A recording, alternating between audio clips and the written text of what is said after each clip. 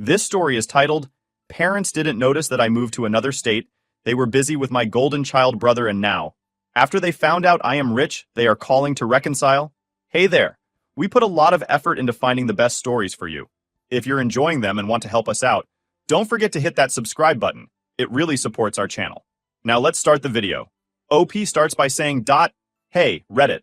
I've been lurking here for a while, reading other people's stories about their messed up families, and I finally decided to share mine. I don't know if anyone's going to read this, but honestly, just typing it out feels like a relief. Let me start from the beginning. My name's Ethan, and if I had to describe my family dynamic in one word, it'd be lopsided. Growing up, my parents, Mark and Linda, didn't just have favorites, they had a favorite. My younger brother Ryan was the golden child. He was their pride and joy, the one they doted on, praised, and supported in every possible way. And me? I was the invisible one. The kid who got just enough attention to keep me alive, but not enough to feel like I mattered. Ryan was one of those kids everyone loved to be around. He had that magnetic energy, always smiling, always talking, always charming people. From the moment he could walk, my parents acted like he was some kind of miracle. I, on the other hand, was quieter and more reserved. I liked books, drawing, and tinkering with little projects in my room. I wasn't the type of kid who lit up a room, and I guess that made me less interesting to them. The favoritism started small. When we were little, Ryan got more toys than I did. At first, I thought maybe it was because he was younger and my parents were trying to make him happy. But as we got older, it became clear that this wasn't about his age. It was about him being their star, and me being, well, the other kid. Birthdays were a perfect example. For Ryan's birthdays, my parents went all out. Big parties, expensive gifts, the whole 9 yards. For mine, it was usually just a cake and a happy birthday before they went back to talking about Ryan's latest achievements. One year, I remember asking for a new art set. Instead, they got me a pack of pens from the dollar store. Meanwhile, Ryan got a brand new bike for his birthday that same year. But it wasn't just material things. The emotional neglect hurt even more. When I got straight A's on my report card in middle school, I was so proud. I thought, maybe this will get their attention. I showed my mom, hoping for at least a good job, Ethan. Instead, she glanced at it and said, That's nice, before turning to gush over Ryan's latest basketball game. He wasn't even good at basketball, but somehow, his 2 points in a middle school game were more exciting than my academic achievements. That kind of thing happened all the time.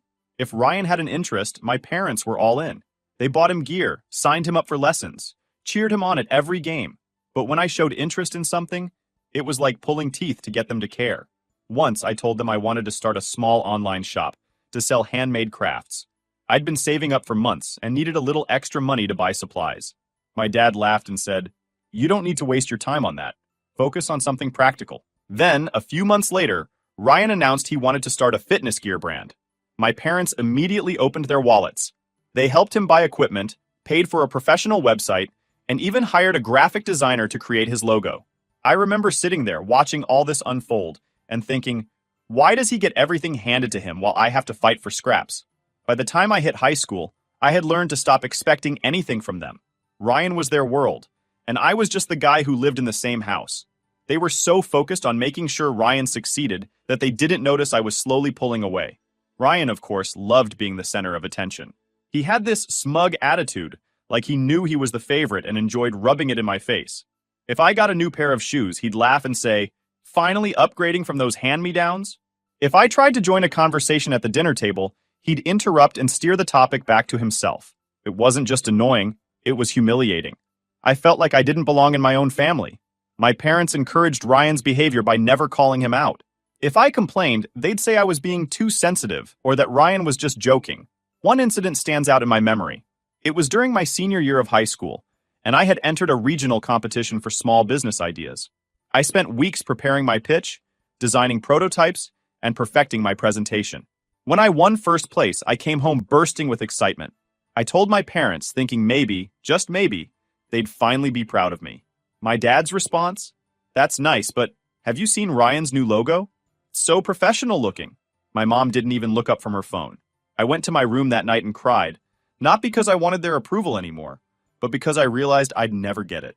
That was the moment I decided I needed to get out. I couldn't keep living in a house where I was constantly overlooked and undervalued. I started making plans to leave as soon as I graduated. But of course, leaving wasn't going to be easy. My parents had sunk so much money into Ryan's business that there wasn't much left for me. When I told them I wanted to move out and focus on my own small business, they shut me down immediately. My dad said, "We can't spread ourselves too thin. Ryan's business is the future of this family." It was like a slap in the face. They didn't even consider my dreams or ambitions because they were too busy propping up Ryan. That's when I realized I couldn't rely on them. If I wanted a better life, I'd have to build it myself, without their help. So, that's exactly what I did. After the disaster of my high school years and my parents' blatant favoritism, I knew I couldn't stick around much longer. What little faith I had left in them vanished when they poured thousands into Ryan's half-baked business idea while outright dismissing mine. That was the final straw. I decided I wouldn't wait for anyone to hand me an opportunity. I'd make one for myself. But here's the thing. When you've been ignored and underestimated your whole life, you learn to keep your plans quiet. I wasn't about to announce to my parents that I was working on my own business. Not when they were so dismissive of me. So I went underground. My first step was saving every penny I could. I worked part-time jobs after school, tutoring, babysitting, even some freelance work online. I'd lie to my parents and say I was volunteering at the library or studying at a friend's house. They didn't ask many questions, probably because they were too busy hovering over Ryan's every move. With the money I saved, I started teaching myself the basics of running a business. I'd stay up late watching tutorials on marketing, web design, and product sourcing. It wasn't glamorous. I worked out of my tiny bedroom, often hiding my laptop screen when someone walked in. It felt sneaky, but honestly, it was exhilarating. For the first time, I was working towards something that was mine. My idea was simple. I wanted to create custom-designed products, things like mugs, tote bags, and stationery, that appealed to niche audiences. It wasn't groundbreaking, but I believed in it. I researched trends, designed mock-ups, and even found a small supplier willing to work with me on a budget. The first time I made a sale, I thought I was going to cry. It wasn't a lot of money, just $15 for a custom mug, but it felt like I'd won the lottery. Someone out there valued something I created. Meanwhile, Ryan's business was flopping spectacularly. He'd come home from meetings with his team, a couple of his friends who spent more time drinking than working, and complain about how hard it was to get clients. My parents, instead of holding him accountable, just threw more money at the problem. They paid for new equipment, a marketing consultant, and even rented a small office space for him. I overheard my dad once say, "Don't worry, Ryan. These things take time. You're building something big here." It took everything in me not to laugh. Ryan barely lifted a finger, yet my parents treated him like he was the next Steve Jobs. While Ryan was squandering their resources, I was quietly scaling up my little operation. My online shop started gaining traction, thanks to some clever social media marketing and word of mouth. I'd post on forums and groups where my target audience hung out, subtly plugging my products without coming across as pushy. Slowly but surely, orders started coming in. By the time I graduated high school, I was making enough to support myself.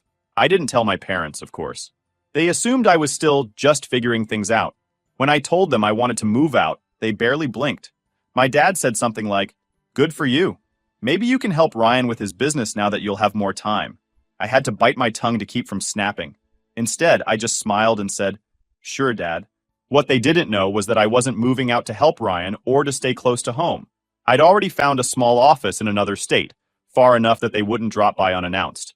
It wasn't anything fancy, just a single room with peeling wallpaper and a creaky chair. But it was mine.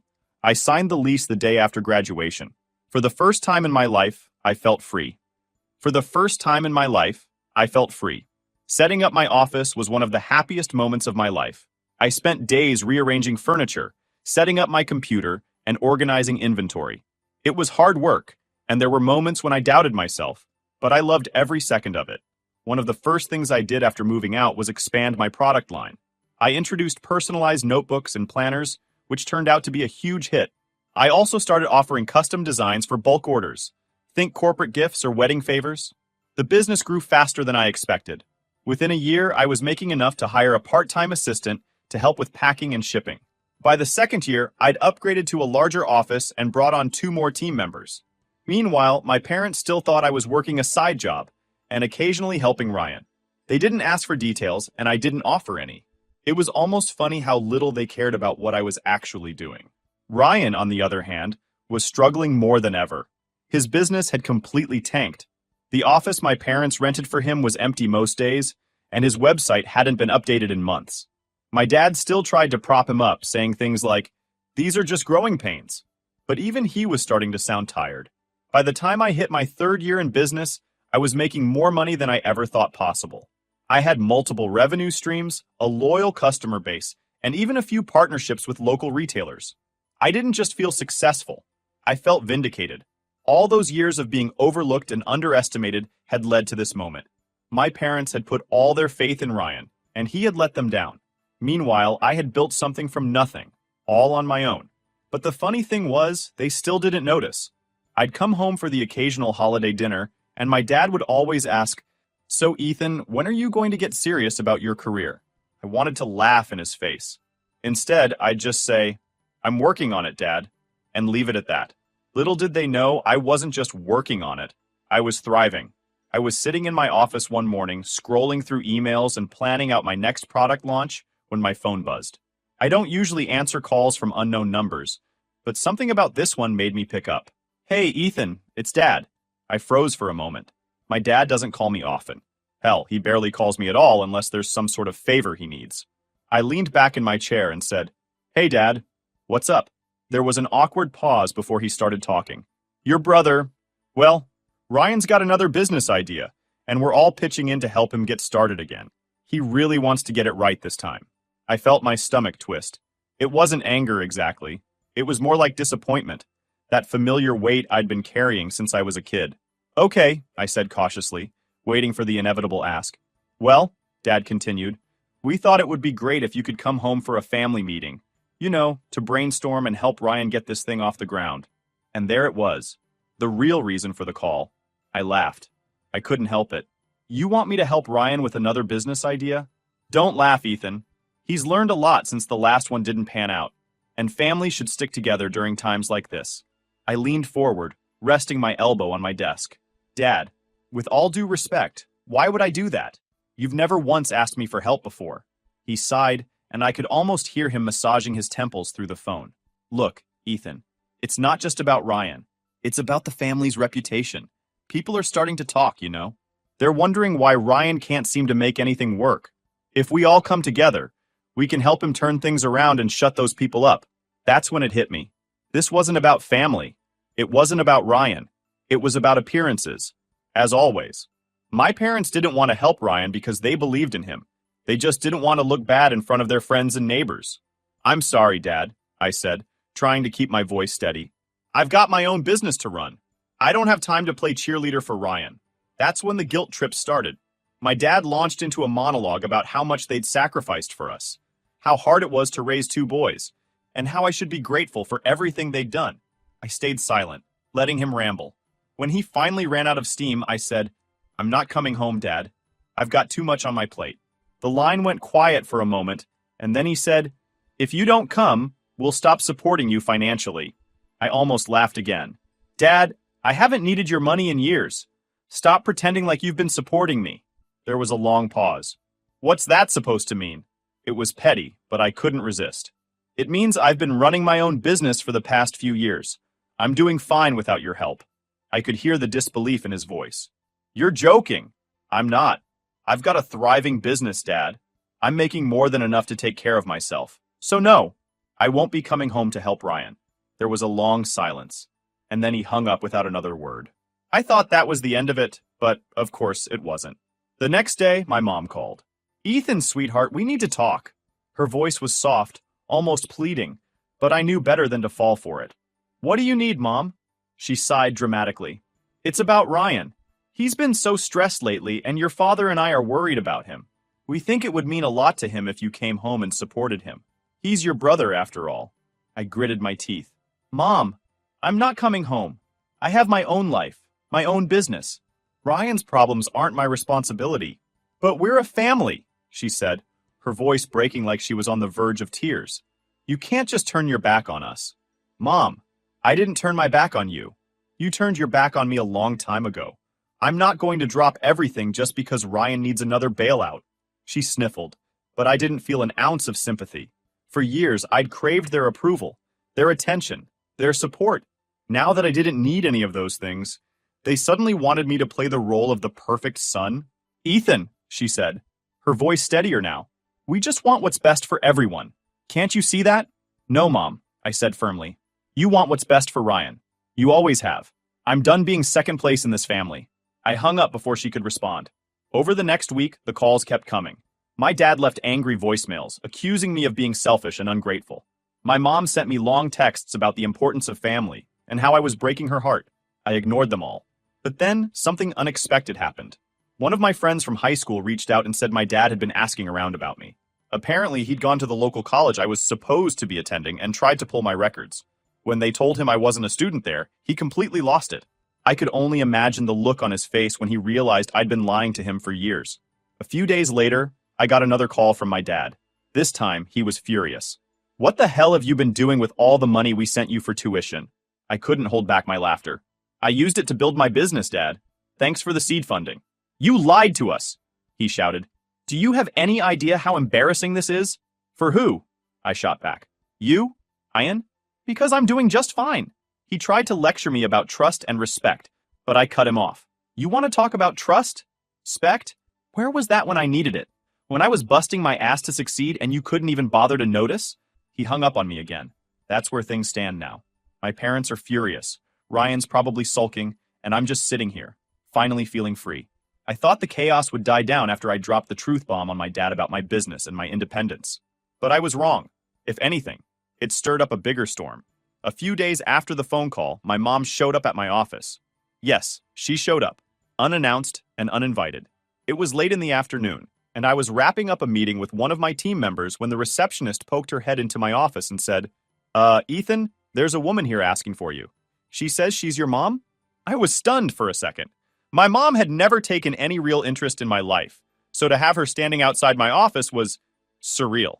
I told the receptionist to let her in, mostly because I didn't want her making a scene in the lobby. Mom walked in, looking around like she couldn't believe what she was seeing. This is nice, she said, her voice laced with surprise. Thanks, I said flatly, not bothering to mask my annoyance. What are you doing here, Mom? She sighed dramatically, like this was all some big inconvenience for her. I wanted to talk to you face to face. You've been avoiding my calls, and your father and I are worried about you. I leaned back in my chair, crossing my arms. You're worried about me? Since when? Don't be like that, Ethan, she said, her tone shifting to one of forced sweetness. We're family. Families argue sometimes, but we need to stick together. I could feel my patience thinning. Is that why you're here? To guilt-trip me into coming home and playing happy family? Her face fell for a moment, but she quickly recovered. No, I'm here because we want to make things right. Your father and I talked about it, and we realized we might have been too focused on Ryan over the years. We want to make up for it. I didn't believe her for a second. Make up for it? How exactly? By pretending the last 20-something years didn't happen? Her eyes darted around the room, avoiding my gaze. We want to support you now, Ethan. You've obviously done well for yourself, and we're proud of you. I scoffed. Proud? You didn't even know what I was doing until a week ago. You didn't care when I needed you, and now you suddenly want to act like supportive parents? Why? Because Ryan's business failed, and you need someone to bail you out? Her face flushed red. That's not fair. We've always cared about you. Stop, I interrupted, my voice sharp. Let's not rewrite history. You came here because you're desperate, not because you care. So why don't you drop the act and tell me what you really want? She hesitated, her hands fidgeting with the strap of her purse. Finally, she said, Your father and I are in a bit of a financial bind. Ryan's last venture cost us more than we expected, and, well, we were hoping you could lend us some money to get back on our feet. I laughed bitterly. Of course. It always comes back to money. It's not just about money, she said quickly. We want to rebuild our relationship with you too. This could be a fresh start for all of us. I stared at her, trying to decide if she actually believed what she was saying, or if she was just trying to manipulate me. You spent years ignoring me, dismissing me, and now you want a fresh start because you're broke? That's not how this works, Mom. I'm not your safety net. Her expression hardened. Ethan, we're your parents. We've done so much for you over the years. No, you did so much for Ryan, I snapped. Don't sit here and pretend you were some kind of supportive parents when you couldn't even bother to ask how I was doing most of the time. I don't owe you anything. She stood up abruptly, her chair scraping against the floor. You're being selfish. We're still your family, whether you like it or not. And you were my family. But you treated me like I didn't exist, I shot back. Now, if you don't mind, I have work to do. She left without another word, slamming the door behind her. I thought that was the end of it. But of course my parents weren't done. A few days later, I got another surprise visitor. Ryan. He showed up at my office looking like a mess, unshaven, disheveled, and desperate. I almost didn't recognize him. "Ethan," he said as he walked in. "Can we talk?" I sighed, leaning against my desk. "What do you want, Ryan?" He sat down heavily, running a hand through his hair. "Look, man, I know things haven't been great between us, but I really need your help right now." I raised an eyebrow. "You need my help? That's a first." He flinched but pressed on. "I screwed up, okay? Thought I could handle everything, but I couldn't. And now Mom and Dad are blaming me for all their problems. They're saying it's my fault the business failed, my fault they're broke. Isn't it?" I asked bluntly. He looked at me, hurt, flashing in his eyes. "I didn't mean for things to turn out this way. I thought I could make them proud, you know? But now, they're turning on me, and I don't know what to do." I folded my arms, staring at him. "So you came to me because what? You think I can fix everything?" "I don't know," he admitted, his voice breaking. I need someone to have my back. Please, Ethan." I shook my head. "You've got some nerve coming to me after everything. You bullied me, Ryan. You treated me like crap while Mom and Dad cheered you on. And now you want me to save you?" "I'm sorry," he said quietly. "I was an idiot back then. I didn't realize how much I was hurting you." "Too little, too late," I said firmly. "I've moved on, Ryan. I built a life for myself without any of you. I'm not going to let you drag me back into the mess you created." He sat there for a moment. His shoulders slumped before standing up. "I guess I deserve that," he said. "But for what it's worth, I really am sorry." I didn't say anything as he walked out the door. Since then, I haven't heard from any of them. My phone's been blissfully silent, and I've been focusing on my business and my life. For the first time in years, I feel like I'm in control. I thought I'd seen it all after my parents and Ryan tried to guilt-trip me into helping them. I thought I could finally put all their drama behind me and move forward with my life. But life, as it turns out, has a funny way of throwing one last curveball when you least expect it. About a month after Ryan's desperate visit, I got a letter in the mail. Not an email, not a text, an actual letter. I can't remember the last time anyone had written to me, so I was intrigued enough to open it. The handwriting was familiar. My mom's. The letter was long, rambling, and honestly hard to read in some places because of the smudges where tears had clearly hit the page. She started with the usual, how she and my dad missed me, how they regretted everything that had happened, and how much they loved me. But then it took a turn. Apparently, things at home had gotten even worse. The house they'd lived in for decades was gone. My parents had over-leveraged everything they had to fund Ryan's businesses. And when the last one failed, they couldn't keep up with the mortgage payments. They'd been evicted a few weeks ago and were now living in a tiny apartment on the outskirts of town. Ryan, the golden child, had cut and run. He'd taken what little money he had left and moved in with a friend 2 states over. He wasn't answering their calls, and my parents were furious. My mom wrote that she couldn't believe Ryan would abandon them after everything they'd done for him. It was ironic, really. They had spent their entire lives bending over backward for Ryan, showering him with love, support, and resources, only for him to leave them high and dry when things got tough. Meanwhile, the son they'd ignored, the one they'd dismissed as too sensitive or not ambitious enough, was the only one still standing. The letter ended with a plea. My mom begged me to come back, to forgive them, and to help them rebuild their lives. She said they didn't have anyone else to turn to, that they'd learned their lesson, and wanted to make things right. I put the letter down and sat in silence for a long time. Part of me wanted to believe her. Part of me wanted to be the bigger person, to go back and try to fix what was left of our family. After all, they were still my parents. And despite everything they'd done, or hadn't done, I couldn't completely shut off the part of me that craved their love and acceptance. But then I thought about all the years I spent waiting for them to care about me. All the birthdays and holidays where I was an afterthought. All the times they made it clear that Ryan was their priority, and I was just the background character in their perfect little family narrative. I couldn't go back. A few weeks after I got the letter, I heard from my aunt, the only extended family member I still kept in touch with. She called me out of the blue, her voice low and hesitant. "Ethan, I don't know if you've heard, but your parents are in real trouble." "I figured," I said, not bothering to hide my lack of sympathy. "They lost the house," she continued. "But it's worse than that. Mark, your dad, he had a big argument with one of his old clients, and it's blown up into a lawsuit. They're being sued for damages, and if they lose, they'll have nothing left." I rubbed my temples. What do you want me to do about it? She hesitated. I'm not saying you owe them anything, Ethan. God knows they've treated you terribly. But they're your parents. I just thought you should know. I thanked her for letting me know and hung up. That night, I couldn't stop thinking about everything. My parents had made so many bad decisions, so many mistakes, but at the end of the day, they were still human. Flawed, selfish, and short-sighted. Sure, but human nonetheless. I wasn't going to swoop in and save them. I wasn't going to pour my hard-earned money into their endless pit of bad choices.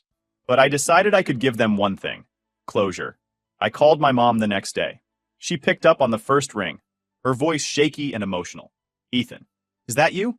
It's me, I said. Oh, thank God, she whispered. I've been praying you'd call. How are you? Are you okay? I'm fine, I said, keeping my tone neutral. I just wanted to talk. She started crying, real guttural sobs that made me feel uncomfortable. After a few moments, she composed herself enough to speak. Ethan, I'm so sorry. For everything. For how we treated you. You didn't deserve that. None of it. I know I didn't, I said.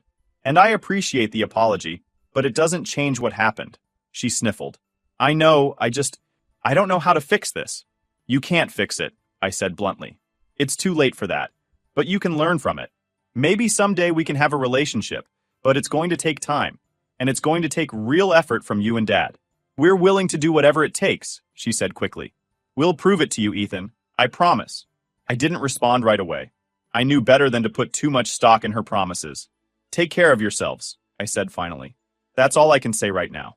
We hung up, and I felt an odd sense of peace. For the first time in my life, I felt like I was in control of my relationship with my family. Final update. Hey, Reddit. It's me again. I know I said I was done with my parents and their drama, but life has a way of complicating things. I've been sitting with everything for the past few months, and I realized something. No matter how much they've hurt me, they're still my parents. That doesn't mean I'm forgiving everything overnight, or pretending it didn't happen. It just means that I couldn't shake the thought of them struggling, homeless, and hopeless. As much as I wanted to stay detached, the idea of walking away entirely started to feel wrong. So, after a lot of internal debate, I decided to step in, not to fix their lives, but to give them a fighting chance to fix it themselves. I made one thing clear to myself. This wasn't about being the hero or proving a point. This was about setting boundaries and doing what I felt was right.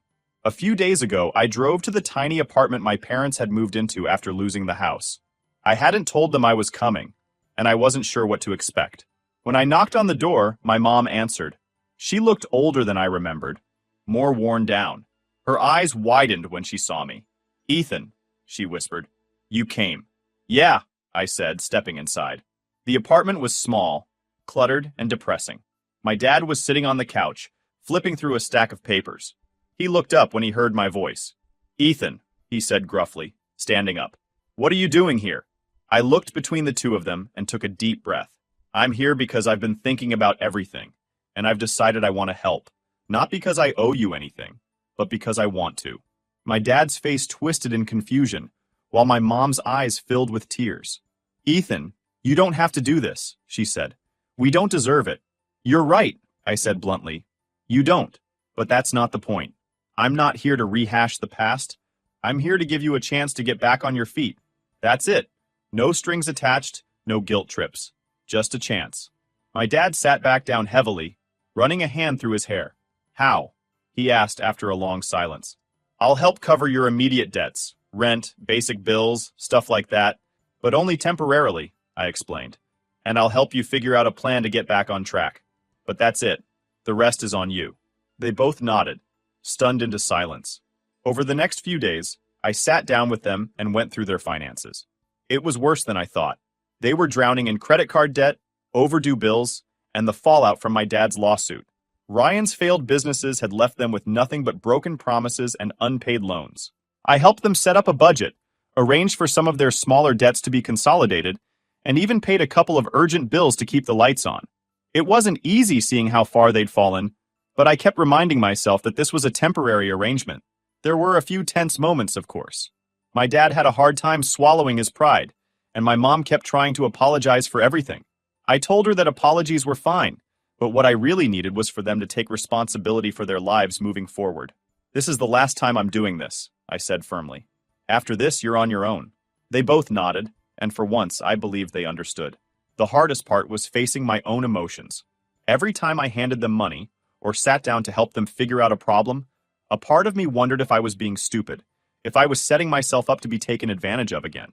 But another part of me felt like I was finally closing the chapter on years of pain and resentment. Helping them wasn't about fixing the past, it was about proving to myself that I could rise above it. It's been a week since I stepped in, and so far things seem to be moving in the right direction. My parents have started looking for part-time jobs, and they're taking the budgeting seriously.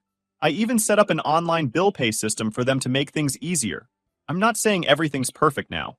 There's still a lot of history between us, and it's going to take a long time to rebuild trust. But for the first time in a long time, I feel like we're moving forward instead of just spinning in circles. I'm cautiously optimistic, but I'm also keeping my boundaries firmly in place. If they slip back into old habits, I'll walk away again. No hesitation. But for now, I'm willing to give them this one last chance. Thanks for sticking with me, Reddit. I'll let you know how it goes. Fingers crossed.